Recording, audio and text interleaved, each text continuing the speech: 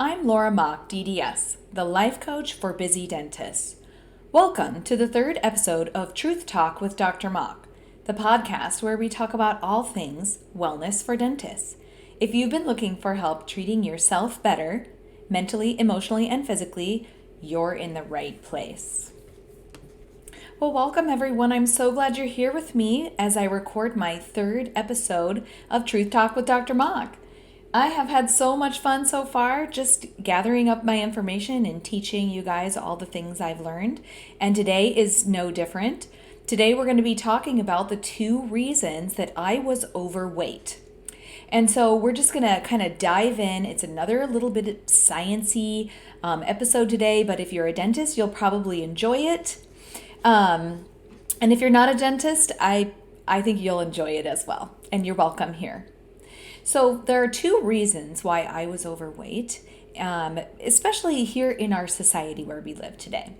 And the first one is called over-desire. Now, I know I've mentioned this before, but I just want to go over it again. Nature has goals for you and I as individual organisms of the Homo sapiens, okay? So its first goal is that it wants us to stay alive. And the second goal is secondary to that, and that it's that we'll pass on our genetic material, or in other words, that we'll reproduce. This is what life has defined itself as, and we are no different as humans. Nature has systems that are designed by evolution to direct our behavior as forms of life. And this includes our feelings. So I used to think of feelings as something that was just, I don't know, just automatic or just because we're humans, we're special or something. But feelings come from evolution too, and they motivate our actions. So for example, if I feel cold, I will seek warmth. Maybe it'll be a blanket or shelter or a warm body to cuddle up against. If I feel lonely, I'll seek companionship. Nature knows that companionship is good for survival, that we help each other, right? If I feel aroused, I'll mate. If I feel hungry, I'll eat. I'll seek food.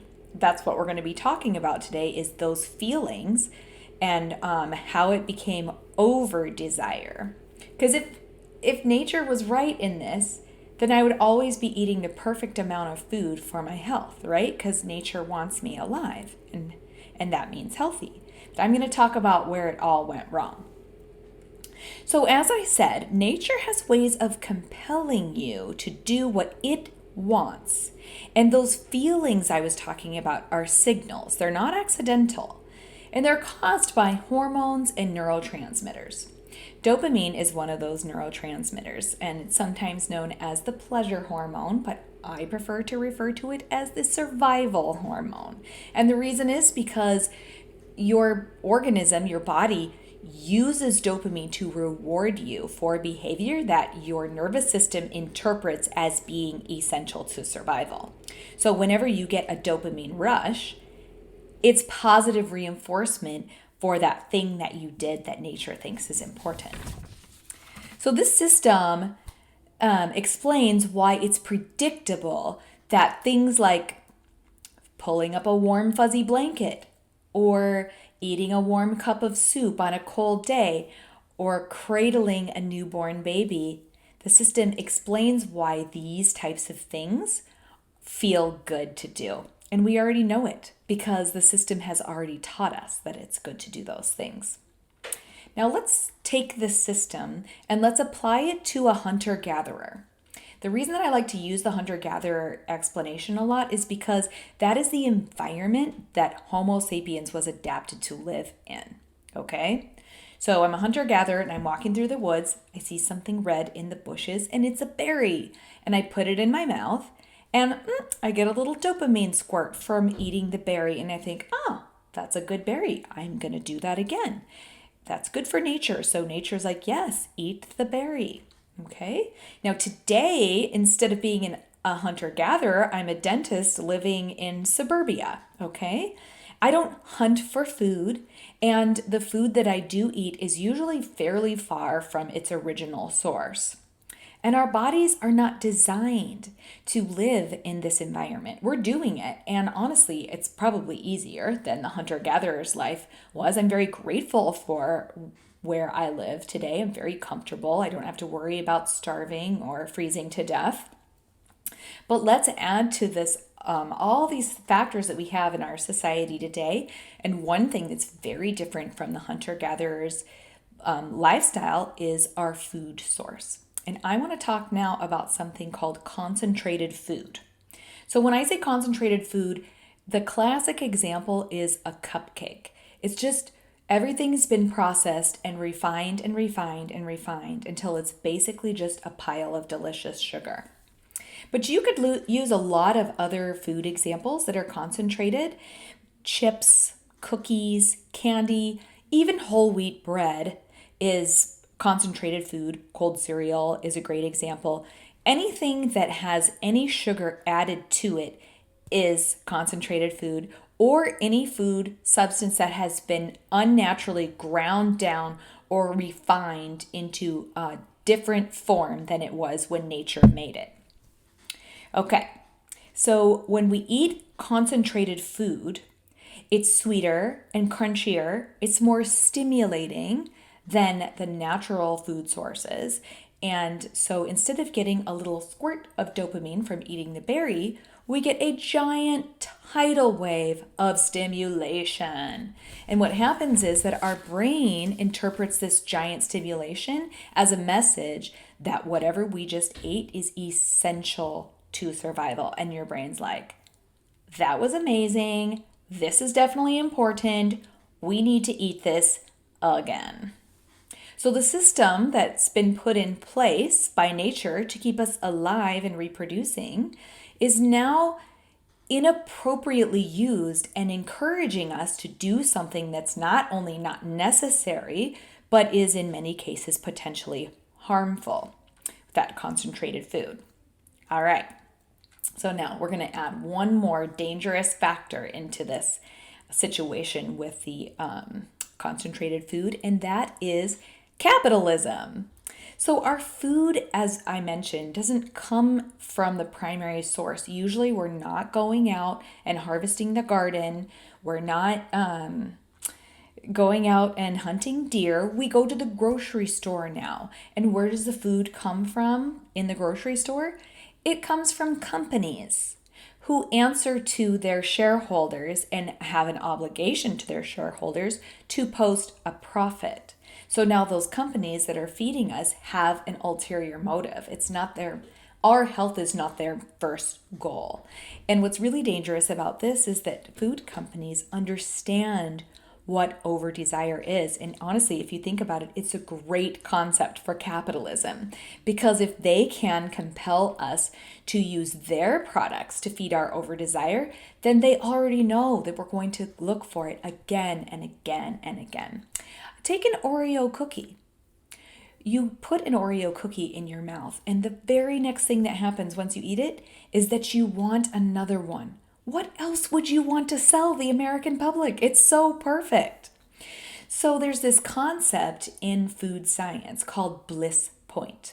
And bliss point just means basically that the scientists have done research to figure out which combination of each food has the best, most satisfying ratio of fat and sugar and salt until it becomes something that the brain wants over and over and over again. So you eat the cookie and then you get a giant surge of dopamine, and then you feel another urge and you eat another cookie and you get a giant squirt of dopamine, and it just goes over and over and over again until the cookies are all gone. What's very dangerous about this is that they even add concentrated foods to different types of foods that you wouldn't even think of as sweet or a treat. And my classic example is always spaghetti sauce. There is so much sugar in spaghetti sauce. And if you think about the reason, it has to do with this. So I'm pushing my grocery cart in the grocery store, and I'm looking at all the different spaghetti sauces that I can choose from. How am I going to choose which one I'm going to buy? Well, it's going to be based on the experiences that I've had in the past. which spaghetti sauce tastes the best, which one is predictable and I've had before. And so what the food companies have learned is that if they sneak in some sugar, then we as consumers will be more likely to buy their product. And since everybody's doing it, they're all adding sugar to the spaghetti sauce together. So we've got the dopamine, we've got the concentrated food, and we've got the capitalism. And what this all adds up to is that our desire for food is frequently higher than the caloric needs of our body. Our brains are accidentally encouraging us to eat to the point that we are carrying burdensome amounts of storage on our bodies. And not only is that a burden, but there's also heart disease and diabetes and NASH, which is a type of liver disease caused by our high sugar diet. So there's all these dangerous things that are happening, but our brains are still compelling us to continue to eat that stuff. And it's because of this unnaturally concentrated food. Now, in my own life, concentrated food has definitely played a role. Especially since puberty hit, and as a girl who grew up in a low-income household, so meaning the healthy meats and cheeses and vegetables were a lot less accessible to me, most of what I ate was highly refined, cheap, sugary foods. And so from the time that I was 12 or 13, I was overweight. And not only that, if I wanted to lose weight, I was clawing through calorie deficit dieting to lose the weight. And the reason that I say clawing is because since I didn't eliminate the concentrated food, I still had the over desire, even when I knew what I was supposed to be eating. All right.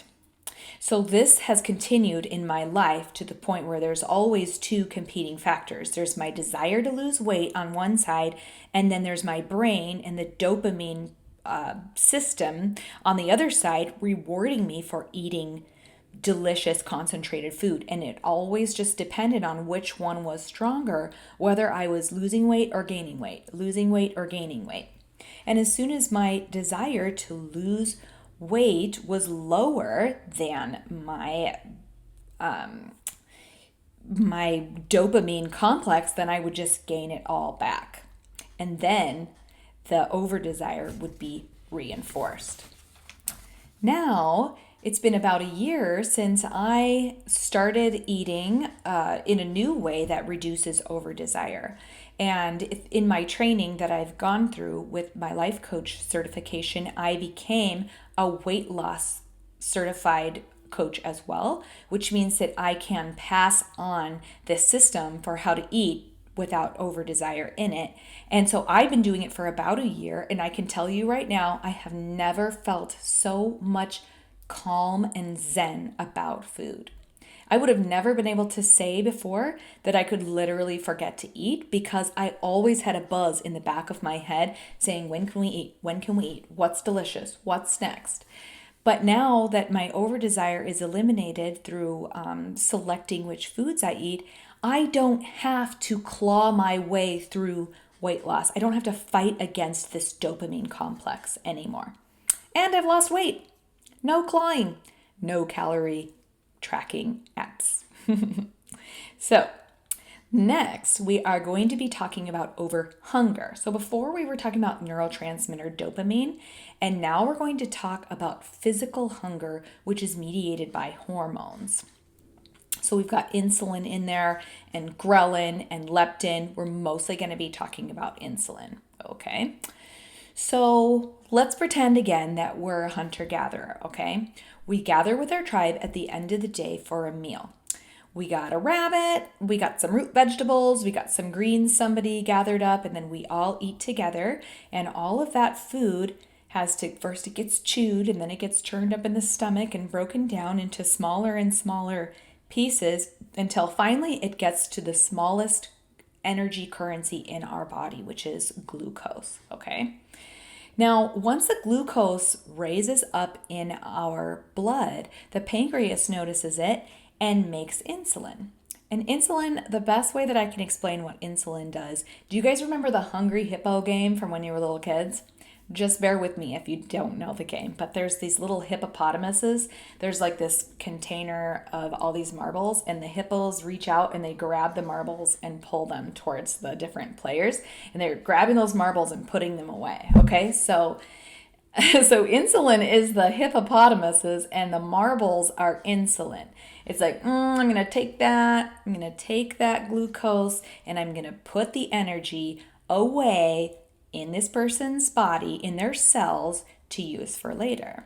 When you get a little bit of insulin from this complicated meal that you ate, and it's a slow, gradual rise in the insulin, and then the glucose in the blood stays nice and even, and we don't get hungry for a long time.